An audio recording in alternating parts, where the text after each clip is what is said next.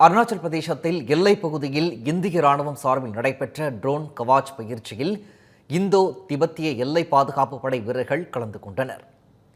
அருணாச்சல் பிரதேசத்தின் எல்லைப் பகுதிகளில் இந்திய ராணுவத்தின் கிழக்கு கட்டளை கீழ் செயல்படும் ஸ்பியர் காப்ஸ் பிரிவு சார்பில் ட்ரோன் கவாச் பயிற்சி செப்டம்பர் 25ஆம் தேதி முதல் 28ஆம் தேதி வரை நடைபெற்றது. 4 நாட்கள் நடைபெற்ற இந்த பயிற்சியில் இந்தோ திபெத்திய எல்லை பாதுகாப்பு படை வீரர்களும் பங்கேற்றனர். இந்த பயிற்சியில் அடுத்த தலைமுறை ட்ரோன்களை பரிசோதித்து போர் திறனை வெளிப்படுத்தியதாகவும் நவீன ட்ரோன் தொழில்நுட்பங்கள் மற்றும் எதிர் ட்ரோன் முறைகளும் சோதிக்கப்பட்டதாகவும் இந்திய ராணுவம் தெரிவித்துள்ளது. போர் தந்திர நகர்வுகள் மற்றும் சூழல்கள், இலக்கு அடையாளம் காணுதல், இலக்குகளை முற்றிலும் செயல் இழக்கச் செய்வது போன்ற நடைமுறைகள் சோதனை செய்யப்பட்டதாக கூறப்பட்டுள்ளது.